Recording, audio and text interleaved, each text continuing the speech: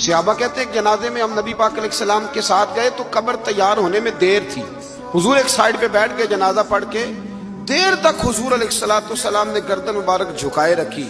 ہماری خواہش تھی کہ چلو موقع مل گیا تو کوئی میٹھی پیاری بات ہی سن لیں، لیکن حضور گردن جھکائے رہے. کہتے ہیں دیر کے بعد گردن اٹھائی تو آنکھوں میں آنسو تھے، اور رو کے حضور نے فرمایا، رو کے فرمایا بھائیو دوستو قبر کی تیاری کر لو، یہ معاملہ بڑا کٹھن ہے.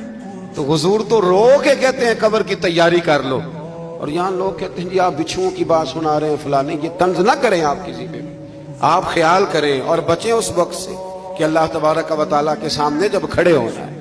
حضرت عثمان غنی قبر پہ کھڑے ہوتے تو رو پڑتے تھے. لوگ کہتے ہیں آپ تو جنتی ہیں، تو حضور نے جنتی کہا ہے تو روتے کیوں ہیں؟ تو فرمانے لگے جس محبوب نے مجھے جنتی کہا ہے انہوں نے کہا ہے قبر آخرت کی منزلوں میں سے پہلی منزل، اس کی تیاری کرو. اللہ تعالیٰ ساری امت پر اپنا خاص فضل فرمائے.